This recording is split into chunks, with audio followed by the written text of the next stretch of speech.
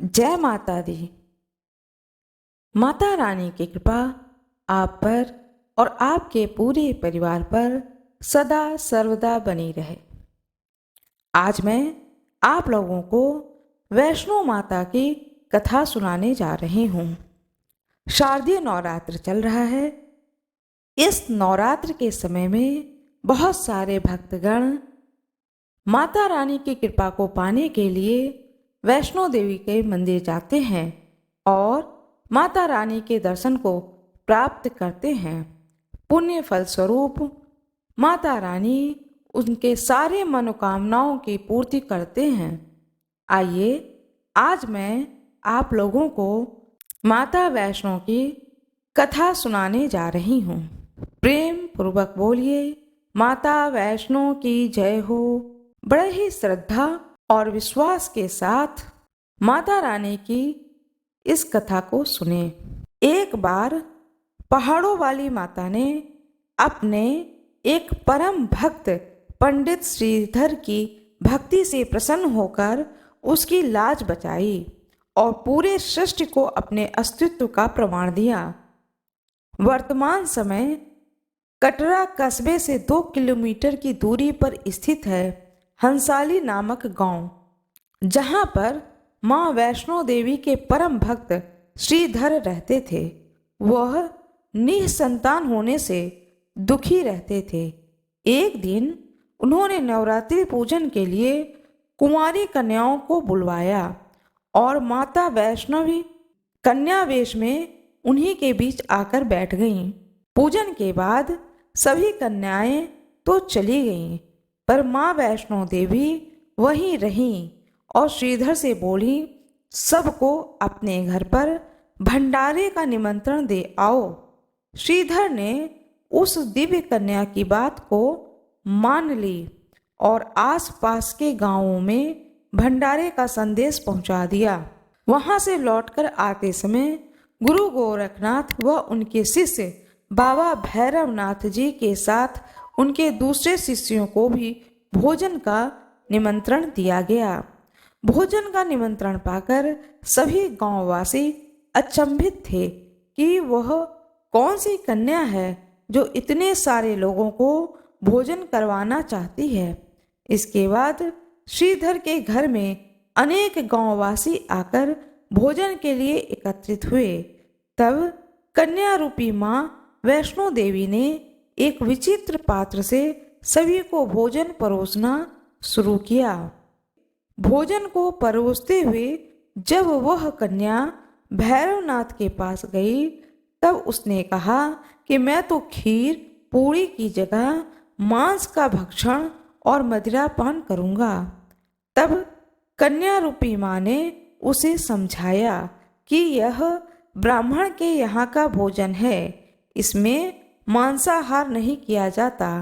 किंतु भैरवनाथ ने जानबूझकर अपनी बात पर अड़ा रहा। जब भैरवनाथ ने उस कन्या को पकड़ना चाहा, तब माँ ने उसके कपट को जान लिया। माँ ने वायु रूप में बदलकर त्रिकूट पर्वत की ओर उड़ चली। भैरवनाथ भी उनके पीछे गया।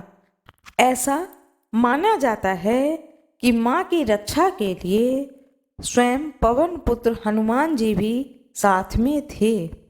मान्यता के अनुसार उस वक्त भी हनुमान जी माता की रक्षा के लिए उनके साथ ही थे। हनुमान जी को प्यास लगी, तब माता जी ने उनके आग्रह पर धनुष से पहाड़ पर बाण चलाकर एक जलधारा निकाला और उस जल में अपने केश धोए। आज यह पवित्र जलधारा बाणगंगा के नाम से जानी जाती है, जिसके पवित्र जल का पान करने या इससे स्नान करने से श्रद्धालुओं की सारी थकावट और तकलीफें दूर हो जाती हैं। इस दौरान माता ने एक गुफा में प्रवेश कर 9 माह तक तपस्या की। भैरवनाथ भी उनके पीछे वहां तक आ गया। तब एक साधु ने भैरवनाथ से कहा कि तुम जिसे एक कन्या समझ रहे हो वह आदि शक्ति जगदम्बा है, इसलिए उस शक्ति का पीछा छोड़ दो। भैरवनाथ साधु की बात नहीं माना। तब माता गुफा की दूसरी ओर से मार्ग बनाकर बाहर निकल गईं। वह गुफा आज भी अर्धकुमारी या आदि कुमारी या गर्भजूनी के नाम से प्रसिद्ध है। अर्धकुमारी के पहले माता की चरण पादुका का भी वहाँ पर दर्शन होता है। वह स्थान है जहाँ माता ने भागते भागते मुड़कर भैरवनाथ को देखा था। गुफा से बाहर निकलकर कन्या ने देवी का रूप धारण किया। माता ने भैरवनाथ को चिताया और वापस जाने को कहा, फिर भी वह नहीं माना। माता रानी गुफा के भीतर चली गईं। तब माता की रक्षा के लिए हनुमान जी ने गुफा के बाहर भैरव से युद्ध किया। भैरव ने भी हार नहीं मानी और जब वीर हनुमान निढाल होने लगे तब माता वैष्णवी ने महाकाली का रूप लेकर भैरवनाथ का संहार कर दिया। भैरवनाथ का सिर कटकर भवन से 8 किलोमीटर दूर त्रिकूट पर्वत की भैरव घाटी में गिरा। उस स्थान को भैरवनाथ के मंदिर के नाम से आज भी जाना जाता है। जिस स्थान पर माँ वैष्णो देवी ने हठी भैरवनाथ का वध किया वह स्थान पवित्र गुफा अथवा भवन के नाम से प्रसिद्ध है। इसी स्थान पर माँ काली दाईं ओर, माँ सरस्वती मध्य में और माँ लक्ष्मी बाईं ओर पिंडी के रूप में गुफा में विराजित हैं। इन तीनों के समन्वित रूप को ही माँ वैष्णो के रूप को कहा जाता है। ये तीनों भव्य पिंडियों के साथ कुछ श्रद्धालु भक्त एवं जम्मू कश्मीर के भूतपूर्व नरेश द्वारा स्थापित मूर्तियां एवं यंत्र इत्यादि हैं। कहा जाता है कि अपने वध के बाद भैरवनाथ को अपनी भूल का पश्चाताप हुआ और उसने माँ से क्षमा दान की भीख मांगी। माता वैष्णो देवी जानती थीं कि उन पर हमला करने के पीछे भैरव की प्रमुख मंशा मोक्ष प्राप्त करने की थी। उन्होंने न केवल भैरव को पूर्व जन्म के चक्र से मुक्ति प्रदान की बल्कि उसे वरदान देते हुए कहा कि मेरे दर्शन तब तक पूरे नहीं माने जाएंगे जब तक कोई भक्त मेरे बाद तुम्हारे दर्शन नहीं करेगा। उसी मान्यता के अनुसार आज भी भक्त माता वैष्णो देवी के दर्शन करने के बाद 8 किलोमीटर की खड़ी चढ़ाई चढ़कर भैरवनाथ के दर्शन को जाते हैं। इस बीच वैष्णो देवी ने 3 पिंड सिर सहित एक चट्टान का आकार ग्रहण किया और सदा ही ध्यान मग्न हो गईं। इस बीच पंडित श्रीधर अधीर हो गए। वे त्रिकुटाम्बर पर्वत की ओर उसी रास्ते आगे बढ़े जो उन्होंने सपने में देखा था। अंततः वे गुफा के द्वार पर पहुंचे।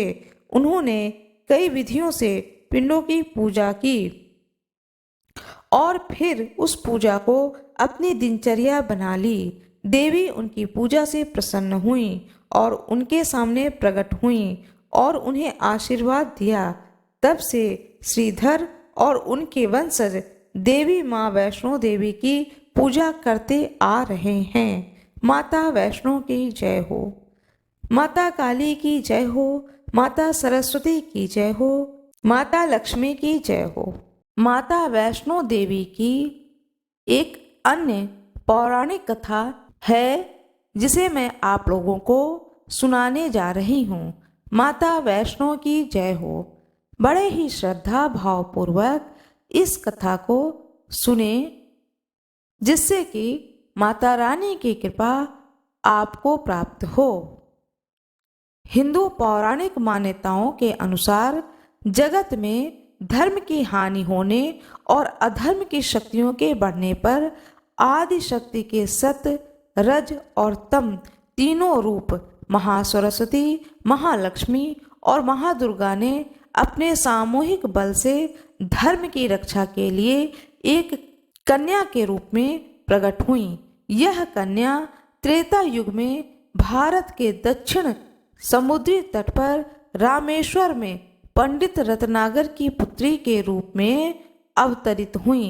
कई सालों से संतानहीन रत्नाकर ने बच्ची को त्रिकुटा नाम दिया, परंतु भगवान विष्णु के अंश के रूप में प्रकट होने के कारण वैष्णवी नाम से विख्यात हुई। लगभग 9 वर्ष की होने पर उस कन्या को जब यह मालूम हुआ कि भगवान विष्णु ने भी इस भूलोक में भगवान श्री राम के रूप में अवतार लिया है, तब वह भगवान श्री राम को पति मानकर उनको पाने के लिए कठोर तप करने लगी। जब श्री राम सीता जी के हरण के बाद माता सीता की खोज करते हुए रामेश्वर पहुँचे, तब समुद्र तट पर ध्यान मग्न कन्या को देखा। उस कन्या ने श्री राम से उसे पत्नी के रूप में स्वीकार करने को कहा। भगवान श्री राम ने उस कन्या से कहा कि उन्होंने इस जन्म में सीता जी से विवाह किया है और वह एक पत्नी व्रत का प्रण लिए हैं, किंतु कलयुग में मैं कलिक अवतार लूंगा और तुम्हें अपनी पत्नी के रूप में स्वीकार करूंगा। उस समय तुम हिमालय में स्थित त्रिकूट पर्वत की श्रेणी में जाकर तप करो और भक्तों के कष्ट और दुखों का नाश कर जगत कल्याण करती रहो। जब श्री राम ने रावण के विरुद्ध विजय प्राप्त किया, तब माँ ने नवरात्र मनाने का निर्णय लिया। इसलिए तब से लोग 9 दिनों के अवधि में रामायण का भी पाठ लोग करते हैं। श्री राम ने वचन दिया था कि समस्त संसार द्वारा माँ वैष्णो देवी की स्तुति गाई जाएगी। त्रिकुटा वैष्णो देवी के रूप में प्रसिद्ध होंगी और सदा के लिए अमर हो जाएंगी। माता वैष्णो देवी की जय हो, प्रभु राम की जय हो। बड़े ही भक्तिभाव पूर्वक और श्रद्धा पूर्वक इस कथा का श्रवण करें, जिससे कि आप लोगों का भी कल्याण हो। माता रानी की कृपा आप पर भी बने। बहुत समय पहले की बात है, एक गरीब ब्राह्मण परिवार था जिनके घर में कोई संतान नहीं थी। वह ब्राह्मण माँ दुर्गा का अनन्य भक्त था और नित्य वह दुर्गा सप्तशती का पाठ करता था और माता रानी से अपने दिल के हाल को सुनाता था और एक ही बात कहता था, हे माँ, मैं अपने दुख को किसे सुनाने जाऊं?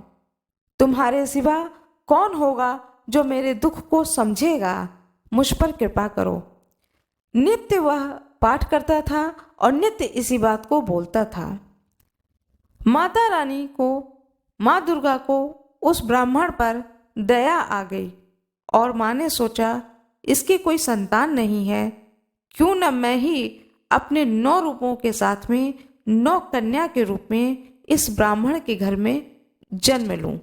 फिर माता रानी ने यह विचार किया और अपने 9 स्वरूपों को बुलाई, एकत्रित की और उन 9 स्वरूपों से कही कि आप सभी लोग अपने अपने अंश में इस ब्राह्मण परिवार के घर में जन्म लें, साथ में मैं भी जन्म लूंगी।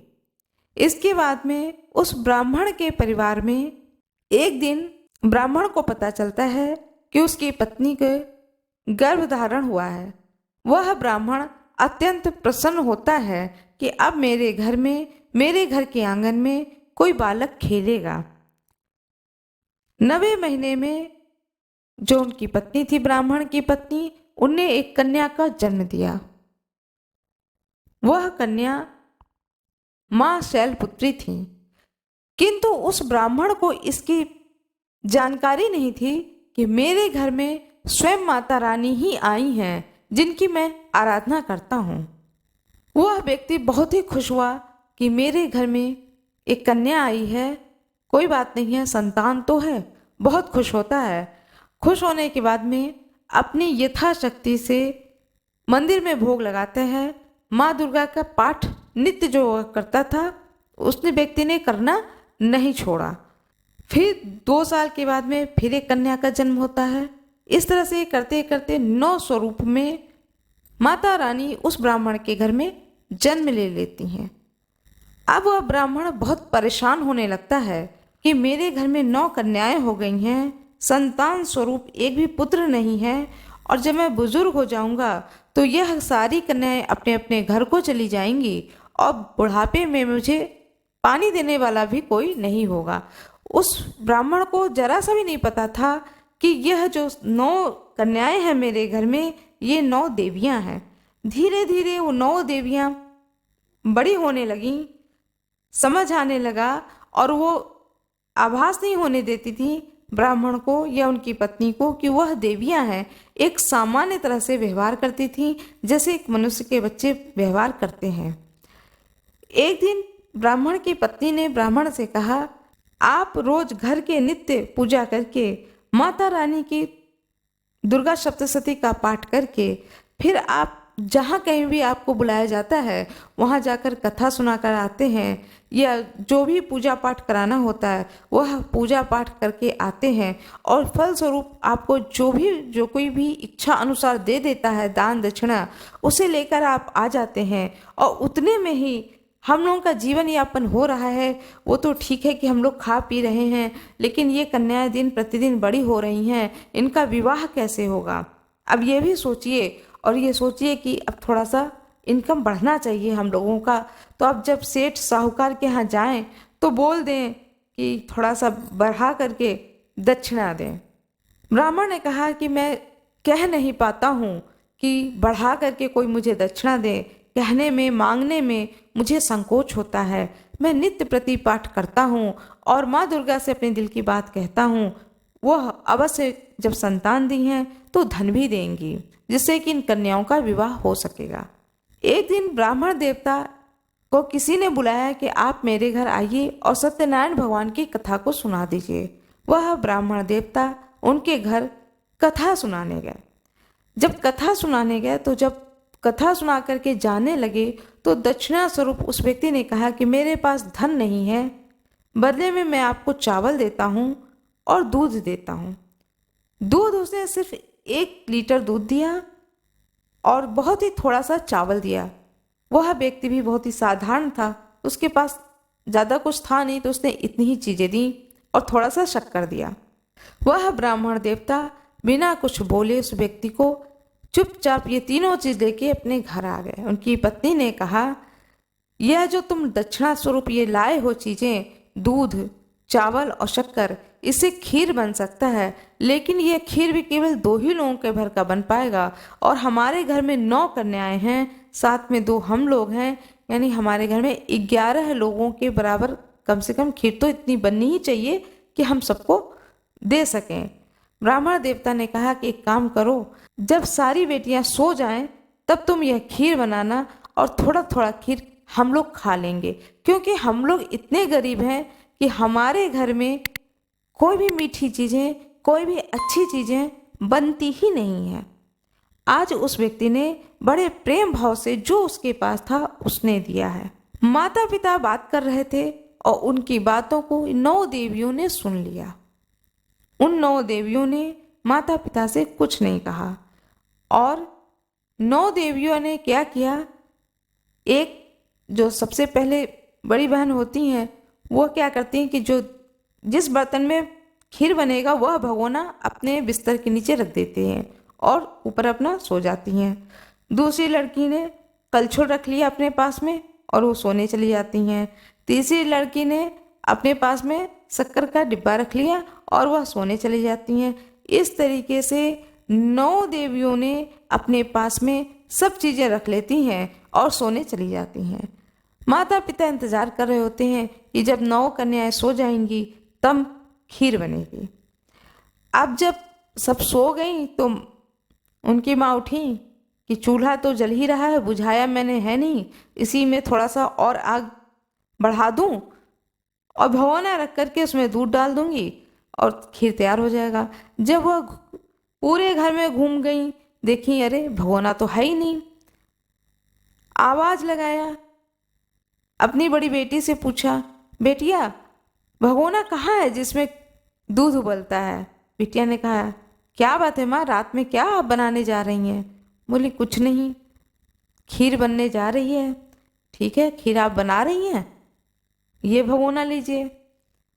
माँ से बर्दाश्त नहीं हुआ, वह बोली, बेटी तू भी खीर खाना, बहुत सालों के बाद में आज कुछ मीठा घर में बन रहा है, लेकिन बहुत थोड़ा दूध है, बहुत थोड़ी शक्कर है, बहुत थोड़ा चावल है, इससे खीर भी बहुत थोड़ा बनेगा, तुम अपनी और बहनों को मत जगाना। बड़ी बहन ने कहा, जो स्वयं एक देवी माँ थी, कहा ठीक है माँ। अब चमची ढूंढने शुरू किया, खीर चलाएं कैसे? फिर वो दूसरी बेटी को उठाई, बोली, बिटिया वो चमची कहाँ रखा है? बिटिया ने पूछा, क्या बनने जा रहा है इतनी रात को? तो माँ ने सहजता से बता दिया, खीर बनाने जा रहे हैं, बहुत ही थोड़ा सा दूध है, बहुत थोड़ा सा चावल है, बहुत ही थोड़ा सा शक्कर है, तो खीर बहुत थोड़ा बनेगा। अच्छा तुम जाग गई हो तो तुम भी प्रसाद पा लेना। बिटिया ने कहा ठीक है, वो भी उठ के बैठ गई। इस तरह से एक एक चीज करके सभी लड़कियां जाग गईं। उसके बाद जब खीर बननी शुरू हुई, देवी माँ स्वयं पहुंची। जिस भगोने में खीर चढ़ाया गया था, माता रानी ने सिर्फ उस भगोने को छुआ तो पूरा भगोना दूध से भर गया।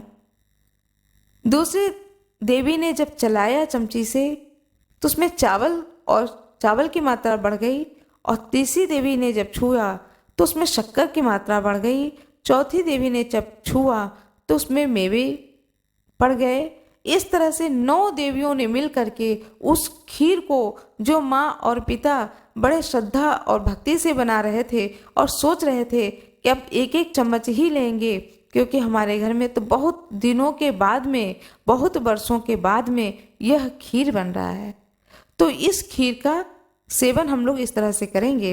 लेकिन जब सभी बेटियां जाग जाती हैं तो ब्राह्मण देवता कहते हैं कोई बात नहीं है, मन ही मन सोचते हैं माँ की जैसी इच्छा, चलो कोई बात नहीं है, प्रसाद स्वरूप मैं एक ही चम्मच प्रसाद ग्रहण कर लूँगा। लेकिन वहाँ पर तो भगोना भर करके खीर तैयार हो जाता है, और जब परसना शुरू करती है माता रानी तो सुगंध, उस खीर की सुगंध पूरे घर में भर जाती है। ब्राह्मण देवता कहते हैं अपनी पत्नी से, बड़ी अच्छी खुशबू आ रही है। वो बोलती हैं, खीर मैं नहीं बना रही हूँ, वह सभी लड़कियां जाग गई हैं, वही लोग मिलकर के सारा खीर बना रही हैं, मैं देखिए यहाँ पर बैठी हुई हूँ। ब्राह्मण देवता माता रानी को याद करने लगे, हे माता रानी इतना देना खीर कि उसमें सारी बेटियां प्रसाद को ग्रहण कर लें। ब्राह्मण देवता के पुकार को माता रानी स्वीकार करती हैं और प्रसन्न हो जाती हैं और आशीर्वाद देती हैं उस ब्राह्मण देवता को कि मेरे आशीर्वाद से अब इस घर में किसी चीज की कमी नहीं होगी, न धन की, न जन की, न ही यश की, न ही वैभव की। जिस भाव के साथ में यह ब्राह्मण देवता नित्य मेरी पूजा करता है, नित्य दुर्गा सप्तशती का पाठ करता है, अब इस घर में किसी तरह का दुख का वास नहीं होगा। यह आशीर्वाद उस ब्राह्मण देवता को देती हैं। इस प्रकार उन 9 देवियों ने मिलकर के वह खीर बनाई। खीर बना करके वह जब हटती हैं तो ब्राह्मण की जो पत्नी होती हैं वह कहती हैं कि थोड़ा सा खीर निकाल दो तो माता रानी को भोग लगा दिया जाएगा। माता रानी एक कटोरी में खीर निकालती हैं और कहती हैं ठीक है, और स्वयं बैठ करके खाने लगती हैं। फिर वह उठती हैं, कहती हैं मेरी बेटियों को बहुत दिनों के बाद में खीर खाने को मिला है, तो ये भोग लगाने नहीं गई बल्कि स्वयं ही खाने बैठ गई हैं। कोई बात नहीं है, मैं ही जाती हूँ, जा कर के सबसे पहले माँ दुर्गा को भोग में खीर चढ़ाती हूँ। वह लेकर के जाती है कटोरी में अपने घर के मंदिर में, और उस खीर को माँ के सामने रख करके वह ब्राह्मण की पत्नी की आंखों में आंसू आ जाता है और वह प्रार्थना करती है, हे देवी माँ, मेरी ये बेटियां जिस घर में जाएं, जहां भी जाएं, सदा सर्वदा खुश रहें और सुख संपत्ति वैभव इनको सब कुछ प्राप्त हो।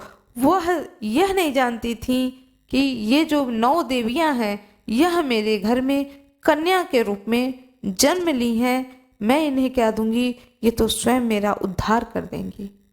इस प्रकार माता रानी ने उस ब्राह्मण देवता का उद्धार किया। माता रानी अपने भक्तों पर कृपा सदा बनाए रखती हैं और जो कोई भी भक्ति भाव से उनकी आराधना करता है, माँ की कृपा सदा सर्वदा उन पर बनी रहती है। माँ दुर्गा की जय हो, माँ के 9 रूपों की जय हो, जय हो, जय हो। जिस प्रकार माँ दुर्गा ने उस ब्राह्मण देवता के ऊपर कृपा करी है, उसी प्रकार माँ दुर्गा कथा सुनने वाले को और कथा सुनाने वाले पर कृपा करें। माता रानी की जय हो, वैष्णो माता की जय हो। जय माता दी। यदि आप लोगों को यह कथा अच्छी लगी हो तो कृपया कमेंट बॉक्स में जय माता दी, जय श्री राम अवश्य लिख दीजिएगा।